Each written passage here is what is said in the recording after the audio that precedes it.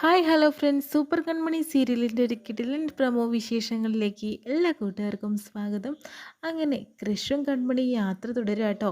ഇതറിഞ്ഞിട്ടുള്ള മാനസയാണെങ്കിലോ ഒട്ടും ഉൾക്കൊള്ളാൻ സാധിക്കുന്നില്ല.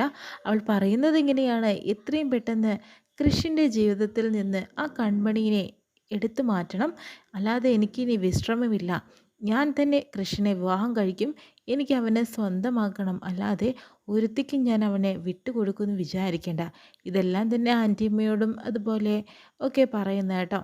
അപ്പോഴത്തേനും ദേഷ്യോടു കൂടി തന്നെ കേട്ടോ നമ്മുടെ മാനസ പറയുന്നത്. എന്തായാലും അതങ്ങനെ ഇരിക്കട്ടെ.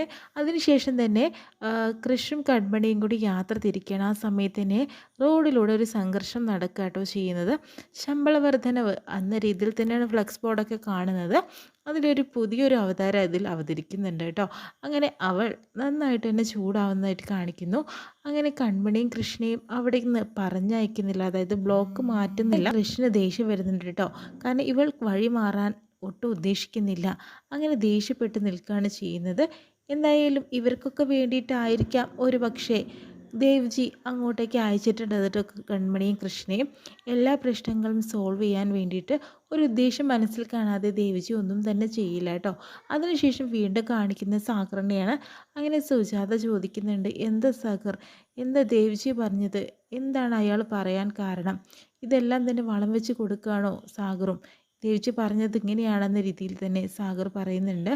എന്തായാലും സാഗറിനും നേട്ടം ഉണ്ടാകുന്ന രീതിയിൽ തന്നെ ആയിരിക്കും ദേവ്ജി കൃഷ്ണയും കൺമണിയും അങ്ങോട്ട് അയച്ചിട്ടുണ്ടാവുക കേട്ടോ. ഇതെല്ലാം തന്നെ കേൾക്കുമ്പോഴും കാണുമ്പോഴും സാഗർ തണുക്കും എന്നുള്ളത് ദേവ്ജിക്ക് നന്നായിട്ട് അറിയാം. പിന്നീട് അവരൊരു വീട്ടിലെത്തുന്നുണ്ട് കേട്ടോ. അവിടെ ഒരു സ്ത്രീ വരുന്നുണ്ട്. എന്തായാലും കൃഷ്ണയും കൺമണിയെ നോക്കാൻ ദേവ്ജി വെച്ചിട്ടുള്ള ഒരാളാണെന്നുള്ളത് മനസ്സിലായി.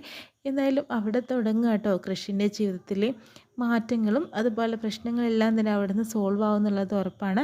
ഇത്രയും കാണിച്ചുകൊണ്ട് ആ പ്രമോ കഴിയുന്നത്. നാളെ നല്ലൊരു എപ്പിസോഡ് വിശേഷമായിട്ട് കാണാം കേട്ടോ.